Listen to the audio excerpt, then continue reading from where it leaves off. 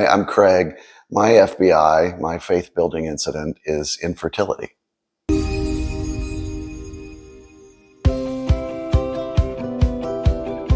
I'm basically just a everyday guy. I'm just average Joe. Only my name is Craig. And grew up in the Midwest and always, from the time I was a little kid, always enjoyed I enjoyed being a kid, and then I enjoyed being a part of a family. And we had a pretty close relationship with my parents and my brothers and sisters, and just always knew that that was going to be my future. I just always grew up knowing that, yeah, I'll find a career, but one of the things, probably the initial things that I realized in my life was that I wanted to be a dad someday. And it was just, it seemed like God put it on my heart really, really early. So I never can remember not thinking that that was going to be my future someday. I went to high school in Derby, Kansas, and then I wound up going to college, Kansas State University in Manhattan, and graduated. I did meet my wife in college, saw her across the room, botany lecture.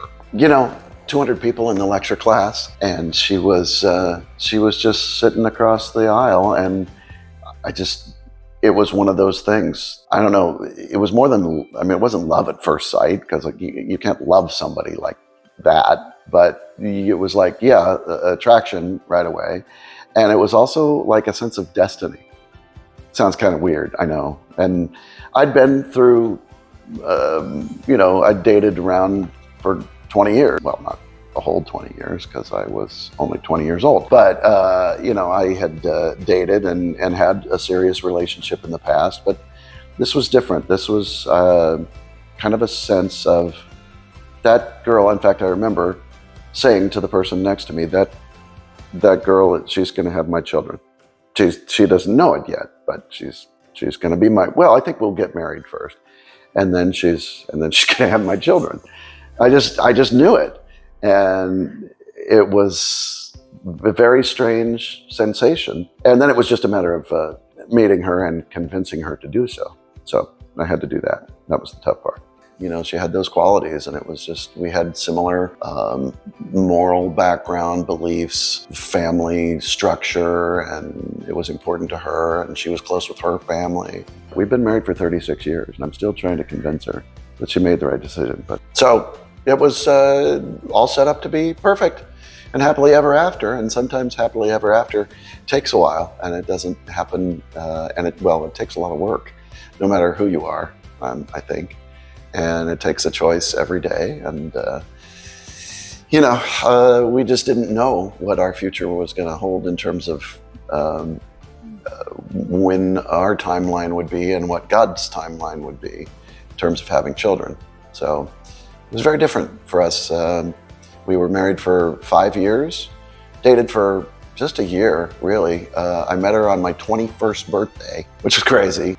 I also was very blessed early on to realize what I wanted to do with my life. And that was to be a performer, an actor. I just loved being on stage. I loved making people laugh, entertaining them. I loved singing, although I think I'm better at the comedy than the song part. Although that could be considered comedy as well. Me wanting to do that and pursue that as a living, I just knew that eventually, and that was one of the things I had to convince Chris, my wife, about was, hey, if you're going to sign up for this ride with me, I'm going to eventually go to LA and pursue my dreams and try to make that happen. And so we did that, and she was all good with that, and traveled with me to Dallas, Texas for a year, and then back to Kansas City for, 2 years, and then finally to LA. We were out there for, I think, about 6 years. And I wound up doing pretty well for just starting out. Got on some sitcoms and some soaps and some episodic TV and a couple of movies and, small parts. but it was great to be pursuing something and it coming through. There was enough, I mean, not enough to make a living, but I was having to wait tables in between, but it was still good. And we purposely waited 5 years after we got married. We got married 2 weeks out of college, right after we graduated, which at 22, who does that? I don't do that. I mean, it's worked out great now, but wow, you know, that's young. You know, spent 5 years just being a couple, and the latter part of those days were in Los Angeles, and we would, you know, loved having the freedom of being able to go down to the beach or up in the mountains, and we used to camp, and you know, you could just do everything. Opportunity was like right there at your fingertips, whether it was recreation or Hollywood calling. You know, your agent could call at any moment, and it felt like anything could happen. And sometimes it did, and I feel, again, very blessed. People say lucky. I call myself blessed. Toward the end in Los Angeles, we were ready to maybe think about having a family. And we wanted to, you know, we'd been alone together for 5 years, and it was like, okay, it's time, you know. And we felt as ready as we're ever gonna be. Who knows? But you know, 27 is a little better than 22. And we were on a camping trip in Yosemite, and I remember the ceremonial throwing out over the mountain of the birth control pills. It was like, throw them out of the tent. We're done with that, baby. Here we go. And it was like, you know, how cool would it be you're up there in nature on the top of this mountain looking at El Capitan and Half Dome and in God's country, and it's like, God, please bless this time together, you know, and thought that we'd conceive, you know, if not that night, you know, pretty soon. And it didn't happen. We actually wound up doing a couple of procedures in Los Angeles once we found out that the regular way of doing things was not happening. So we did a couple of artificial inseminations in Los Angeles. We basically decided after those failed attempts that we didn't really have the money, and I wasn't working enough as an actor, and my parents were getting a little bit older, and thinking maybe we don't want to raise a family out in Los Angeles anyway. But we had already kind of started along that journey. We had decided that we were going to have a family, but we were also in LA during a crazy time in the late 80s or early 90s, when, I mean, there were floods and mudslides down the mountain. One day I was driving from the valley into LA, and on one of the canyons, like half of the mountain came down and buried the 3 cars in front of me. I couldn't get to work that day. Luckily, I was like 2 cars back, and it was like, you know, just the floods and and then there were fires and the forests around, and then the earthquake in 1994, which damaged the house that we were renting, and Chris had to have staples in her head because something fell on her in the middle of the night, and you know, a lot of people died, and it was a crazy time. And then we lasted, what, 6 months after the earthquake? The same week that O.J. Simpson jumped in his Bronco and was driving south on the 405 to escape being, you know, hauled in, arrested for murder. That same day that he was headed south, we headed back east to Kansas. We had finally decided that it was like, you know, we want to raise a family in a more normal, I don't know, more conservative and also more economically feasible place to raise kids in the Midwest. And so we decided to come back to Kansas City. So we get back to Kansas City, and one of the things that I start doing is waiting tables at the same big restaurant that I was working in LA. I just transferred, but I was able to get in with a theater company that does a lot of big comedies and big musicals, and it's a dinner theater called the New Theater Restaurant in Kansas City. Overland Park, actually a suburb. They have been very loyal to me now. We moved back in '94, and we're recording this in 2022, and I've been working there ever since. I think my first show was 1995. You know, I start rehearsal again on Monday for the next show that we're doing. So it's been great, and I love that the Lord has blessed me enough to be able to perform and make my living at it. I'm not getting rich by any means, you know, and my wife works full time, so that helps bring in the money when I'm not working, when I'm in between shows. The cool thing is the New Theater and Restaurant, they've been in business for 50 years now. They will bring in a star, recognizable people that have done a lot of television and people that audiences would recognize their name and have seen them for years on TV. They bring in somebody to help, you know, fill the seats, and then they fill a pretty good local cast around them. And I've been able to meet and work with, ironically, probably a lot more stars and work closely with and learn from these people, because you know, you do a show and you run for 3 months. So you get to spend every day, 8 shows a week with these people. Some legends like Don Knotts. I mean, I did 2 different shows with him. I spent 6 months of my life with Don Knotts, and being on stage and doing comedy with him. And when I grew up learning comedy from, you know, watching him as Barney Fife on Mayberry and the Andy Griffith Show. It's just so much fun. Some of the stars through the years have been great. Jack Klugman from The Odd Couple and Quincy, Eleanor Donahue from Father Knows Best, Morgan Fairchild from Dynasty, Garrett Morris from the original Saturday Night Live. Tons of people. I'm not trying to name drop here, but it's been very cool to work with some of these terrific people. Gavin MacLeod from The Captain of the Love Boat, and he was on the Mary Tyler Moore Show. I mean, these people have known and worked with a lot of great people through the years, and then you can learn from them. Tom Bosley and Marion Ross from Happy Days that played Mr. and Mrs. Cunningham. Marion is like one of the sweetest people you will ever meet. And just a little quick side story. We were rehearsing on my birthday, the day I turned 40.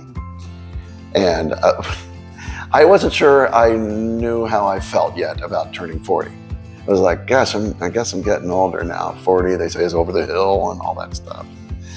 It's a state of mind, age. But I walked in that morning, and there is Marion right as I opened the door to the rehearsal space in her yellow pantsuit and her big, bright red wig. You know, this big old smile on her face, and she says, "Baby!" and she comes and gives me a big hug. And she said, "Happy birthday," and all that. And I think I said, "Well, thank you. That's very sweet. I'm just not sure how I feel about it yet." And she said, "You know, I got to tell you a story." And I will never forget this. And it was a great encouragement to me. She said, "Do you know what happened when I was 40 on my birthday?" I said, "Well, no. What?"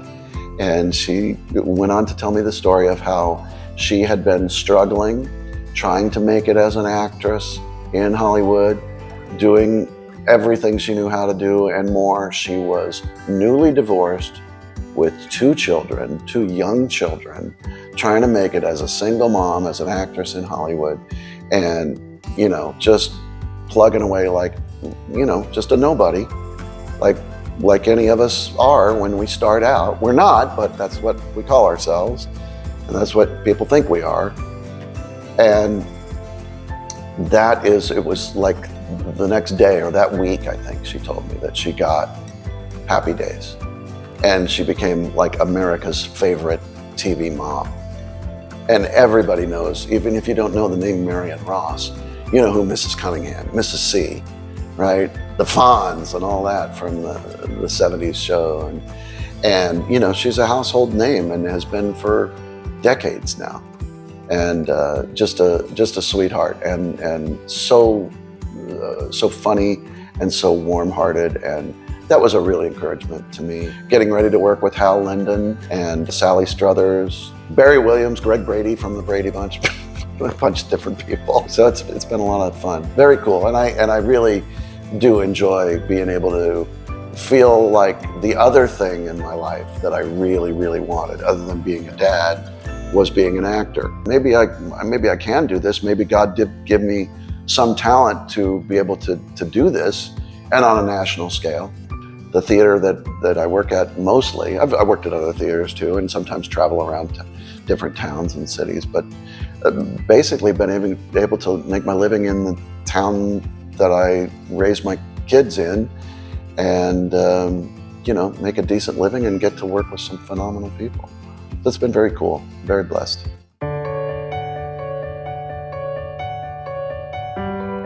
I can't tell you a certain date. The way I became a Christian is kind of not clear to me. It's very vague in my memory because it just seems like it was always there.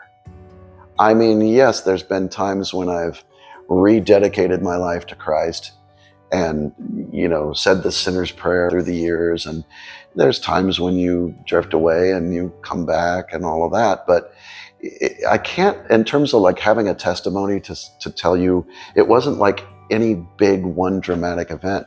I was raised in a Christian home. My parents took me to church. They loved the Lord and, practiced what they preached. And they were very kind to others and very generous people. And I just kind of, it was just ingrained in me. Always felt it was right. I suppose when you go through a certain age, whether you're in college or wherever, whenever it happens for people, maybe you have a few doubts here and there, but whenever I've had those experiences through my life, other faith-building incidents, where there was a real low point, there was always my worldview. There was always my faith in God and His promises that He will never leave us or forsake us. And even when it feels like you're all alone, for me, even in moments where you thought, I can't make it through this, I can't go on. Well, right, that's the place that we're supposed to get to. I think that people don't always realize that. I think that God puts us in those such situations or allows us to get there sometimes to show how much we need Him.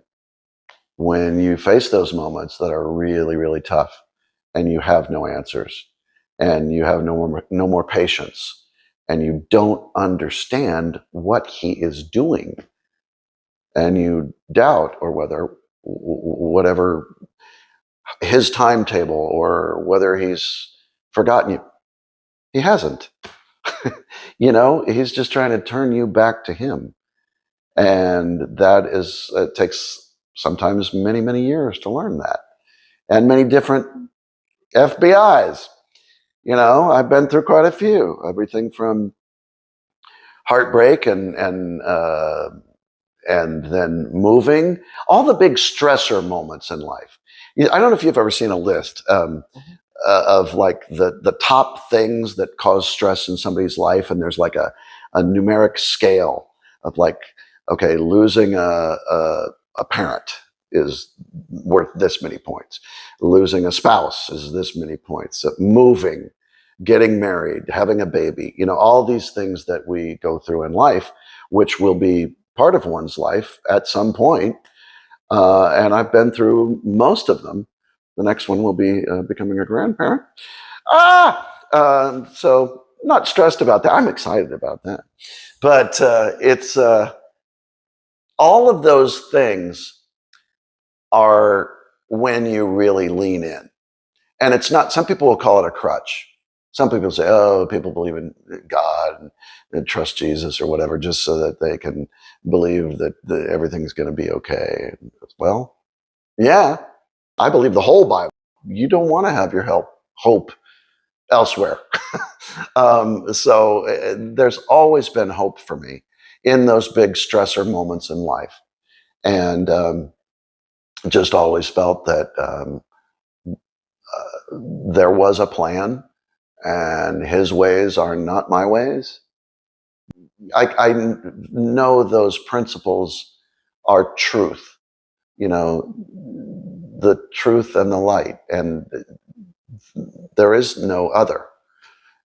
You can think you know better or that you can figure it out on your own, but I've always kind of heard that a lot of truth in that still small voice of God when you can't hear anything else. Just be still and know that I am God. That's another great phrase. And like, if you really just, whatever you're going through, whatever you need encouragement from, whatever you're uh, just really struggling with, sometimes you just need to be still and trust. It says in the Bible, fear not. I said that 365 times. There's a reason, because we don't have to fear. Um, every day, there's one for every day. And sometimes we have to remind ourselves more than once a day.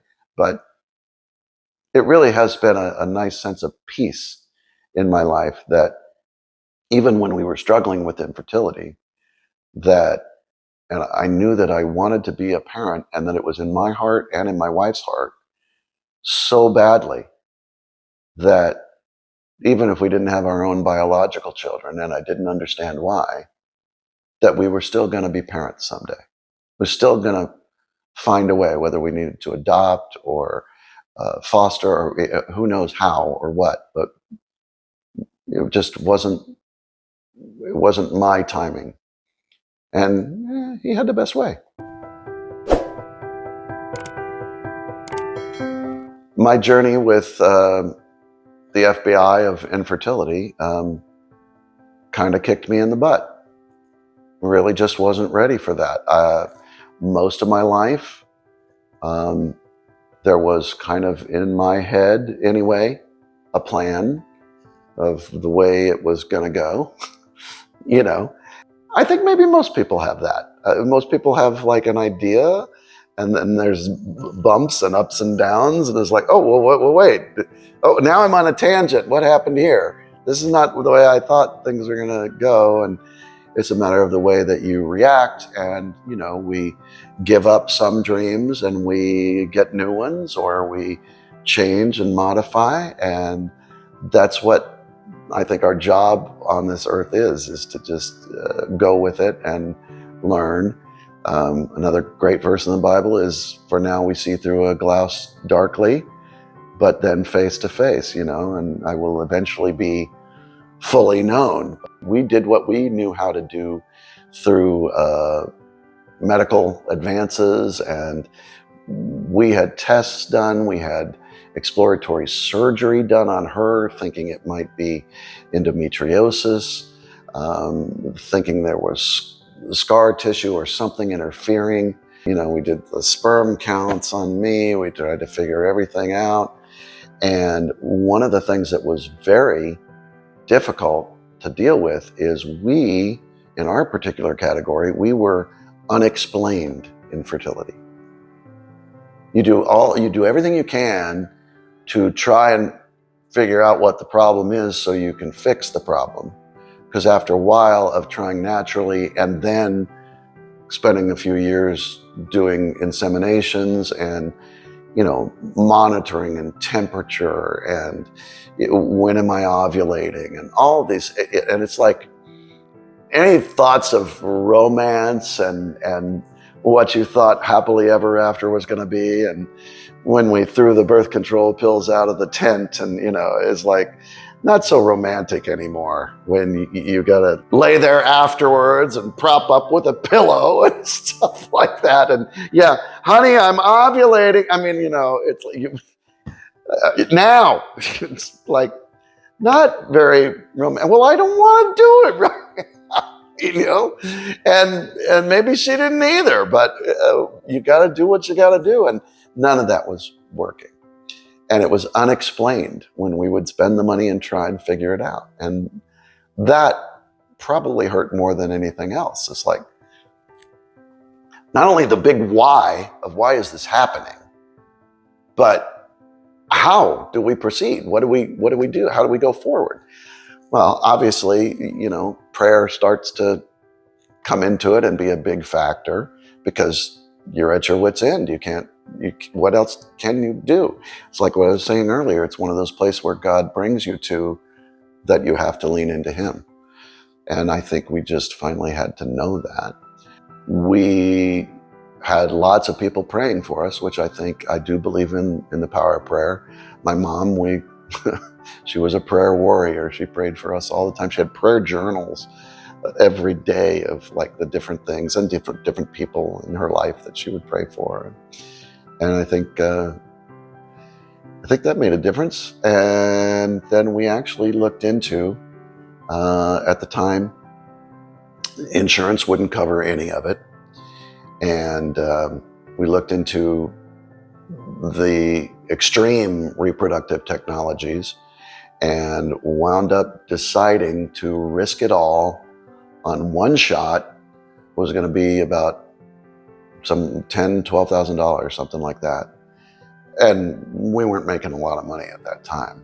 I got a credit card with a big credit limit, and we rolled the dice and did a procedure called GIFT, gamete intrafallopian transfer. Say that 3 times fast.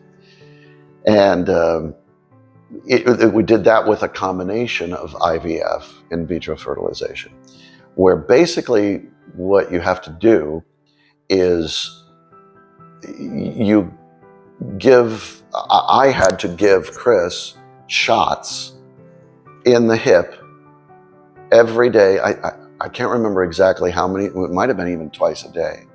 But I mean, I had to learn to do it at home, and talk about not romantic, and give these shots to hyper stimulate the ovaries. Normally a woman produces 1 egg every month. This procedure, if it's done right, will make the ovaries produce lots of eggs.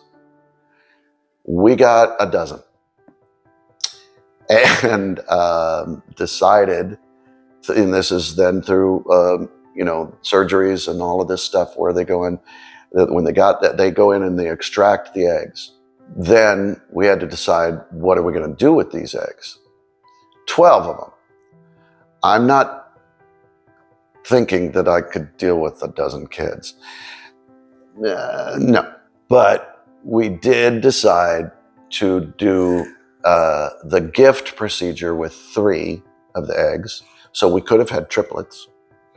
And then with the other 9, we chose to do in vitro fertilization, where they put those basically in a petri dish and put them together with the sperm, and they put them in a fertilizing friendly solution or something. And then a lot of times people have success with those eggs fertilizing, and then they put those back in that are already fertilized.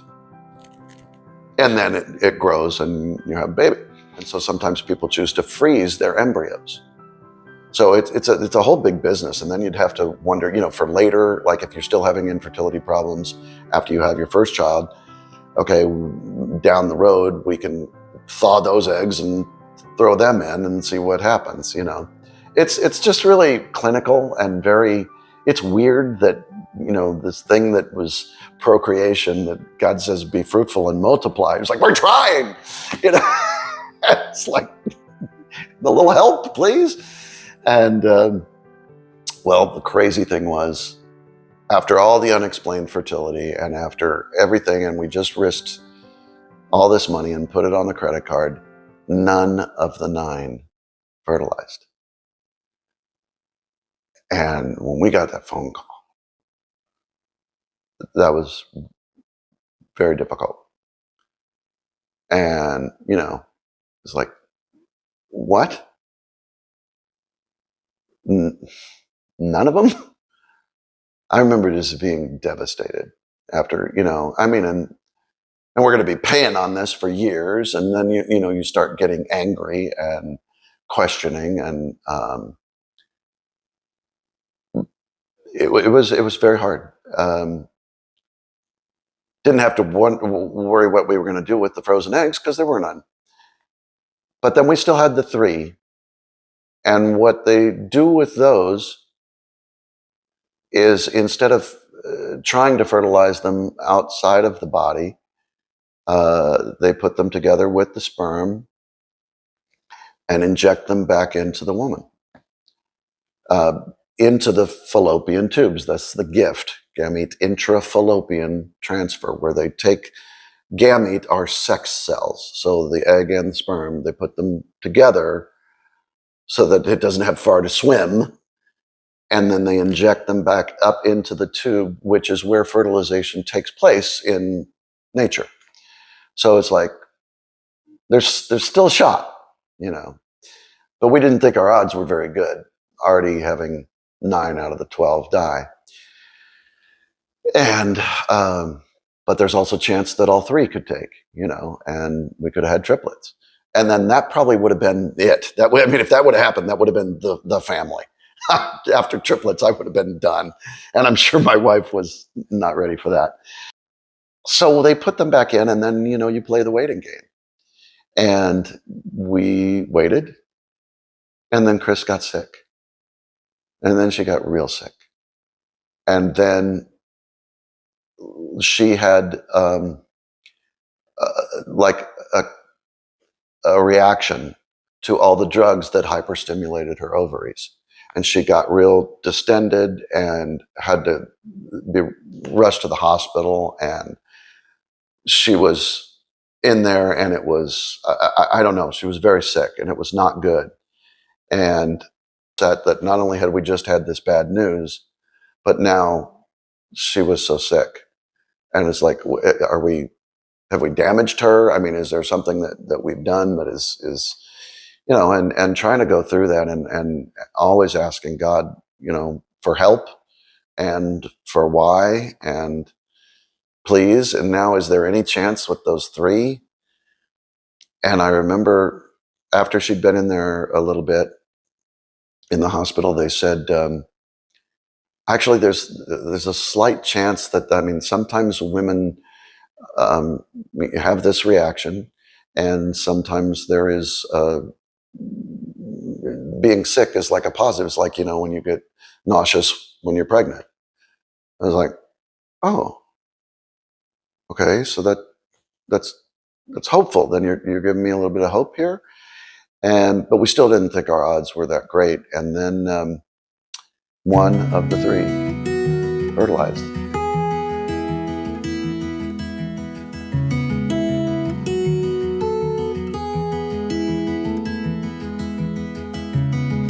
And we got our little miracle baby. It was the answer to a whole lot of prayer and a lot of trust. And had that not worked for us, we would have, we would have adopted. And that's a lot of money too, unfortunately. But I would have gotten another credit card at that point, because we knew we wanted to be parents. We were just about to give up that biologically it would ever happen. And and then 2.5 years later, we were trying a few inseminations again that weren't working. And we were like going, okay, well, I guess it's over. And we went to a church retreat, and we shared our story, and it was a night away type of thing.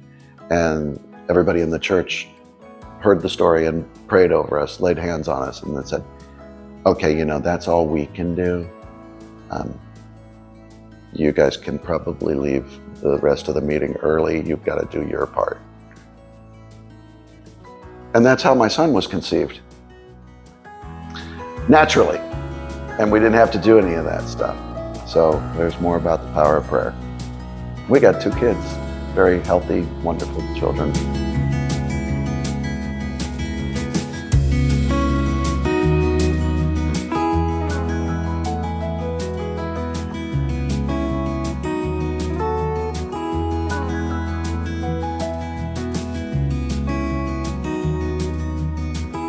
that are now 26 and almost 24. It's about 5 years of infertility. When you're going through and waiting for whatever you're waiting for, that patience and understanding that is not coming and lack of any kind of answers, that's a real testing time for anybody. And it does seem like a long time. We never blamed each other because it was unexplained. I mean, I would have been happy to have had it be me and say, okay, let's figure out why it's me and what we can do to fix it. And I switched from tidy whities to boxer briefs immediately. I'll do that.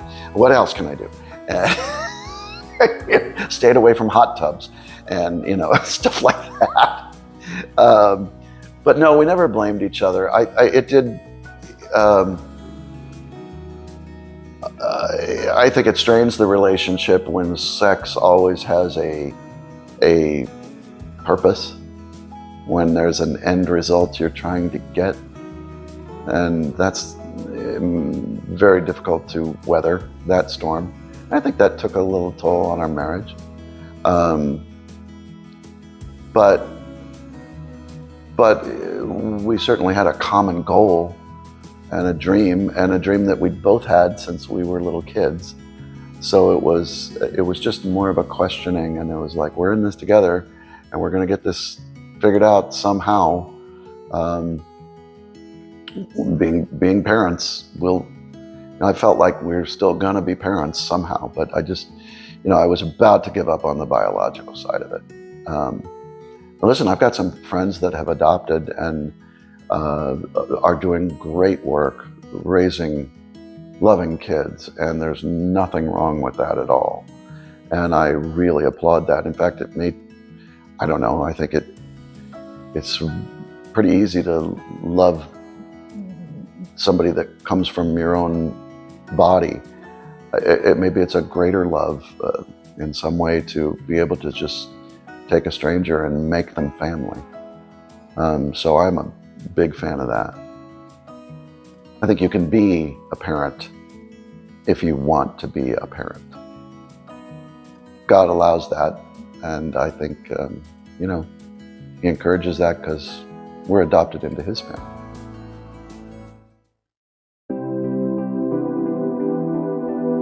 Advice for going through this, and what I wish someone had told me. Well, one thing we did do is we joined a support group. I think that knowing that that you are not alone, that other people have similar issues, if they're not exactly the same, there was a group called Resolve. I'm sure they're still around. It was a nationwide thing, and I'm sure there's local chapters wherever you are, which I would reach out to. Any kind of a pregnancy center or anybody that deals with reproductive technologies. Even ask a primary care physician about. Don't be afraid to ask, because it gets. I mean, it's personal, but yeah, you just get over it. You just have to realize that there are things that technology allows them to work around, and there's things to do, and there's ways and resources that can help you, and reaching out to other people that are going through the same thing, as is the case with anything, whether you're an alcoholic or whether you're in a divorce support group, or whatever people go through. It helps to have other people around that get it, that understand. And then, kind of cool, all these years later, there's a lot of these people that we were in the Resolve group with, that we'll get together every so often, not a lot, but sometimes, and just find out what each other's kids are doing. You can reach out through a church program and talk to a pastor, talk to somebody that knows,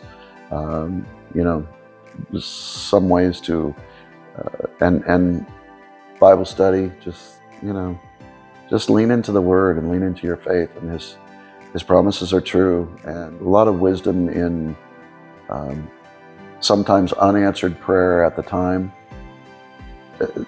works out better for down the road. Had that proved to be the case in many different FBIs in my life.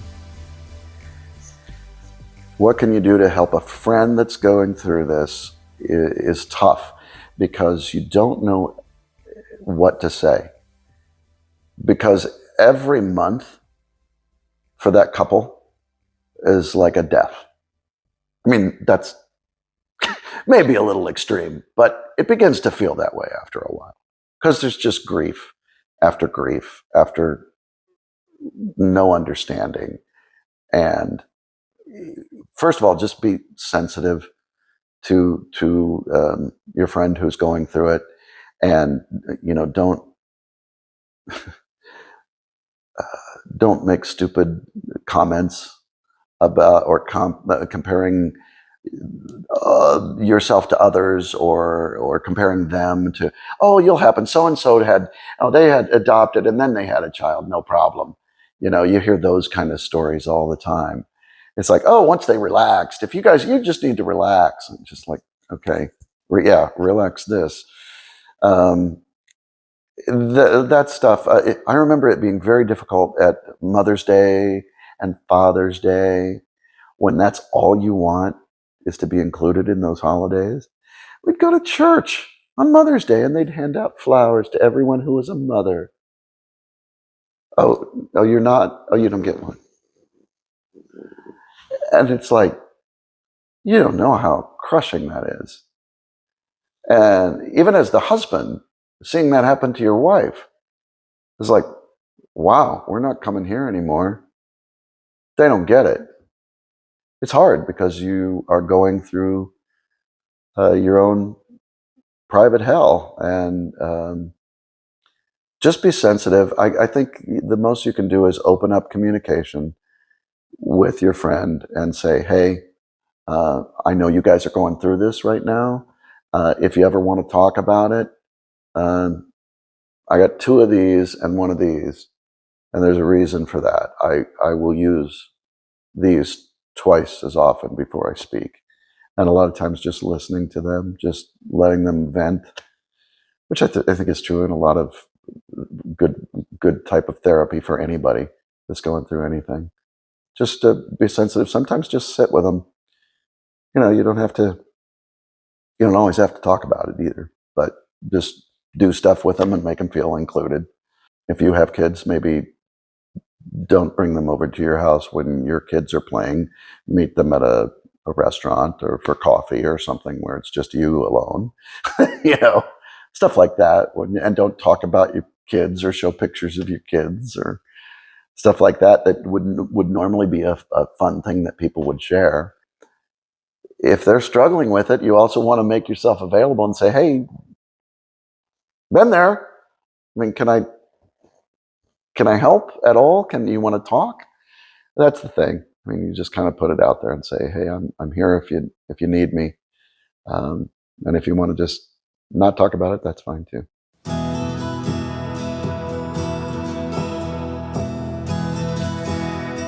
How do I share my faith?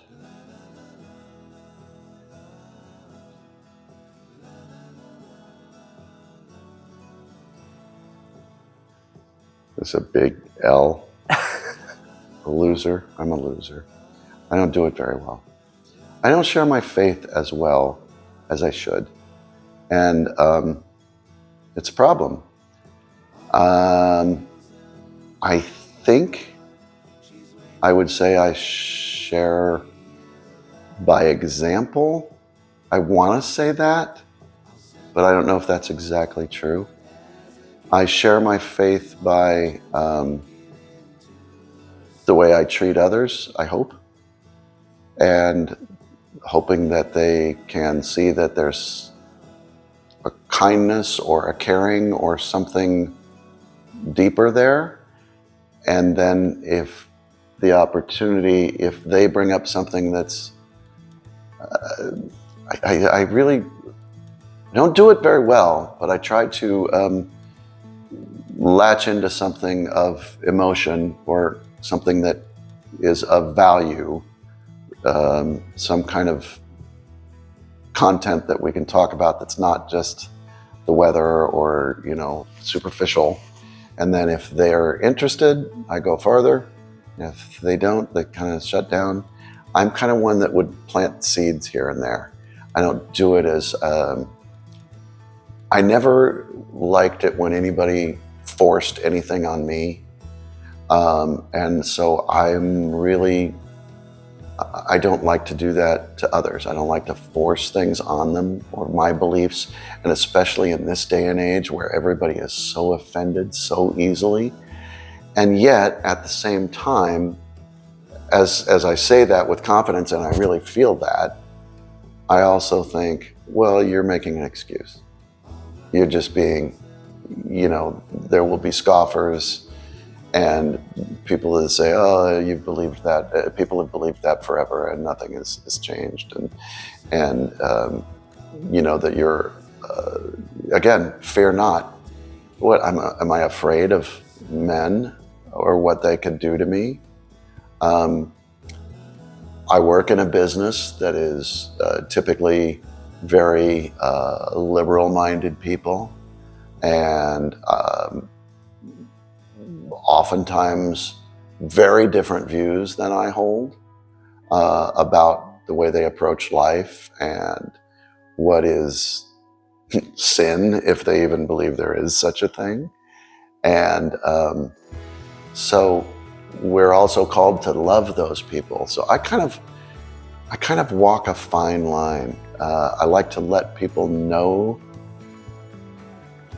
by my actions and by maybe a few little words here and there what I stand for and what I'm about. And if they want to come to me, I'd be happy to share.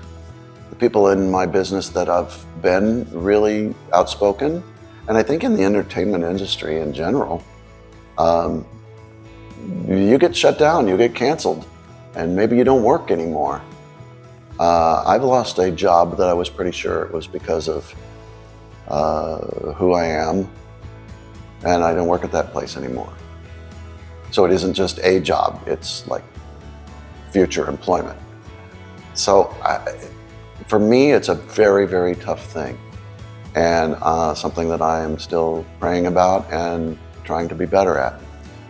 This is easy to do with you, and for people that are looking for answers and looking for help with a certain thing or trying to find their faith journey.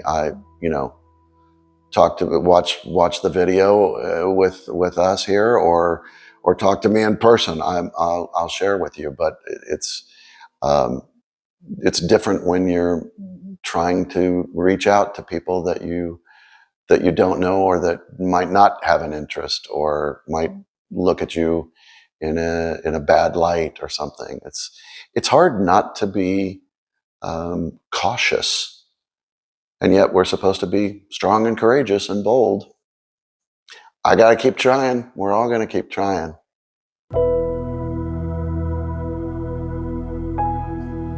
150,000 people die every day. So if you died today, my husband had a heart attack 2 years ago. His heart stopped. Yeah. That could have been his last day. Right.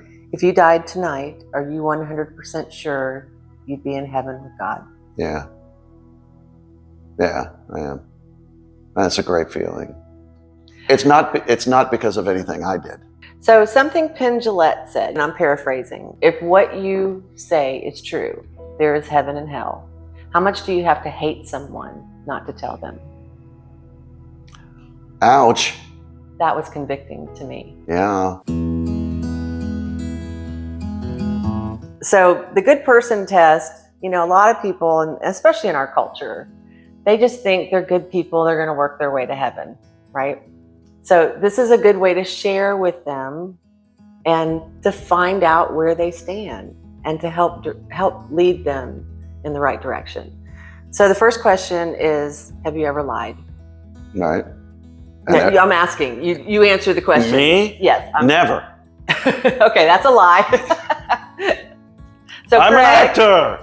So Craig, I lie for a living. Have you ever lied? Yes, of course. I don't know anyone that hasn't. Okay, so what do you call someone who lies? A liar. So what are you? I'm a liar. Okay, so have you ever stolen anything, no matter how small the Yes. value? Yes.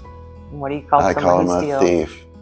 Okay, so what I'm are a you? thief. Thank Right. you. I Have see you where ever- this is going. Have you ever used the Lord's name in vain? Said OMG? Yeah. Okay, and that's called blasphemy. Yeah, I'm a blasphemer. It was so serious in the Old Testament, it was punishable by death. Stoning. Yeah. Okay, and have you ever looked with lust? Yeah.